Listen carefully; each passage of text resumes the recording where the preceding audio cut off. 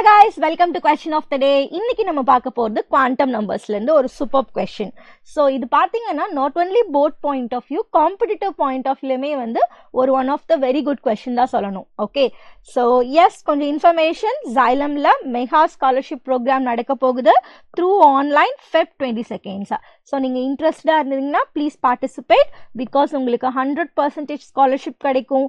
அதுல நீங்க நீட்டுக்கு கூட படிச்சுக்கலாம். Okay, suppose if you are 10th, 11th and 12th student இருக்கும்போது every Saturday offlineலயும் இந்த program போயிட்டு இருக்கு. Okay, yes, and this is an offline crash course which is going to start from March 27th and the course fee பாத்தீங்கன்னா 10,000 plus GST.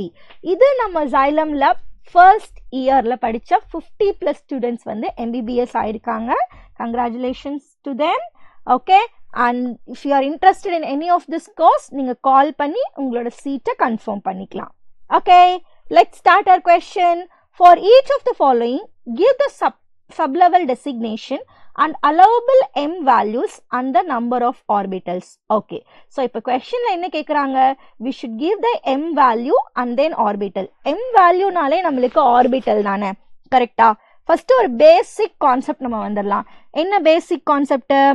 Okay, first thing என்னோட வேல்யூனா எதை மீன் பண்ணுது? What is n stands for? n denotes the energy level னு படிச்சிருக்கோம், கரெக்டா? What is an n? n is nothing but energy level.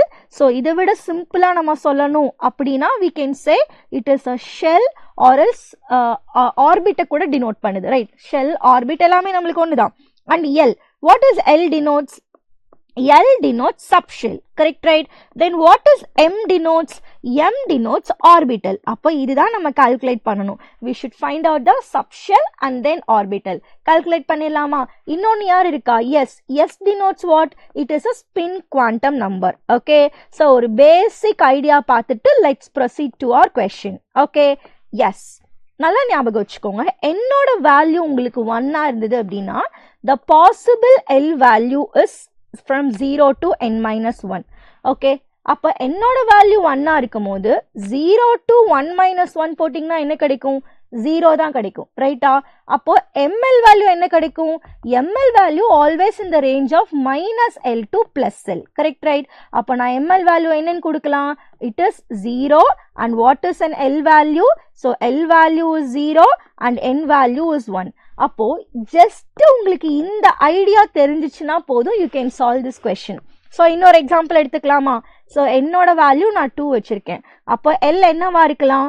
It is from 0 to n minus 1 இருக்கலாம். அப்போ 0 to what is n? 2. 2 minus 1 எவ்வளோ? which is 1. அப்போ 0 to 1. அப்போ என்ன இருக்கு நம்மளுக்கு? 0, 1 தான் இருக்கு. நான் L வேல்யூ கண்டுபிடிச்சிட்டேன். நெக்ஸ்ட் என்ன பண்ணணும்? ஸோ இந்த m வேல்யூ எப்படி கால்குலேட் பண்ணணும்னா ஒவ்வொரு L வேல்யூக்கும் கால்குலேட் பண்ணணும்.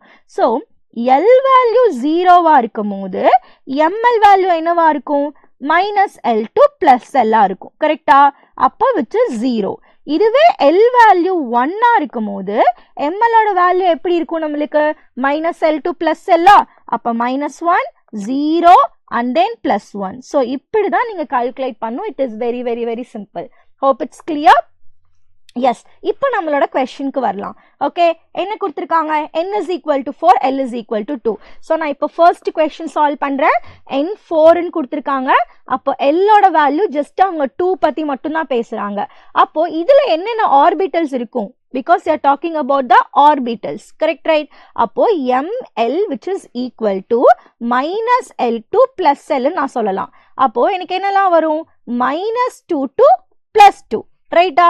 ஸோ அப்போ minus 2, minus 1, 0, 1, 2. And more over எல்லோட value 2வா இருக்கும் போது கண்டிப்பா அது என்ன சப்ஷெல்லா தான் இருக்கும். So that supposed to be 0, 1, 2 which is SPD. So D subshell தான் வந்து it is a right one, right? It is a D subshell. இதுவும் நான் ஆல்ரெடி உங்களுக்கு எக்ஸ்பிளைன் பண்ணியிருக்கேன்.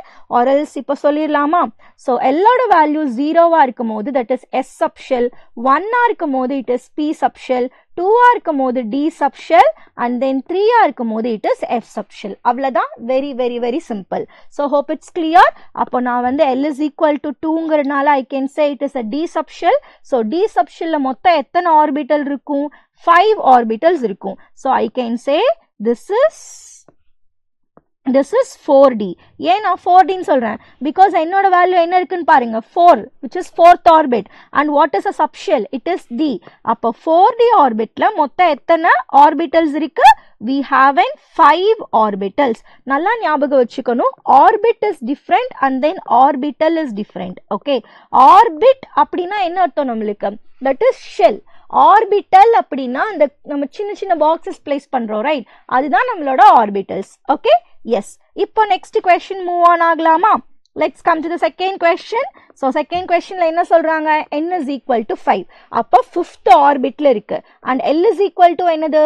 3. so l is equal to 3 னா அப்ப கண்டிப்பா ml வேல்யூ என்னவா இருக்கும்? so that's supposed to be minus l to plus l ஆ இருக்கும். அப்போ நான் என்னன்னு சொல்லலாம்? I can say minus 3 to plus 3 ஆ இருக்கும். அப்போ minus 3, minus 2, minus 1, 0, 1, 2, 3. மொத்தம் எவ்வளோ வேல்யூஸ் இருக்கு? 7 வேல்யூஸ் இருக்கு. so that I can say 7 orbitals. correct, right? okay, next பாருங்க, l ஓட வேல்யூ 0 னா s, 1 னா p orbital, 2 னா d orbital, 3 na f orbital. அப்போ this is belongs to the f subshell. okay, so அப்போ நான் என்ன சொல்லலாம்? this is 5f and 5f contains 7 orbitals. that's all. very very very easy. okay, yeah, moving to the next question, third one. so third one ல என்ன கொடுக்குறாங்க நம்மளுக்கு? n is equal to 7 and l is equal to 0. so third case ல n is equal to 7 and l is equal to 0. so n ஓட value 7, l ஓட value 0 அப்படின்னா ml ஓட value என்னவா இருக்கும்? minus l to plus l. அப்ப கண்டிப்பா ml ல ஒண்ணே ஒண்ணுதான் இருக்கு, which is 0. so l ஓட வேல்யூ 0 வா இருந்தா அது என்ன சப்ஷெல்லா இருக்கும்? it is s subshell.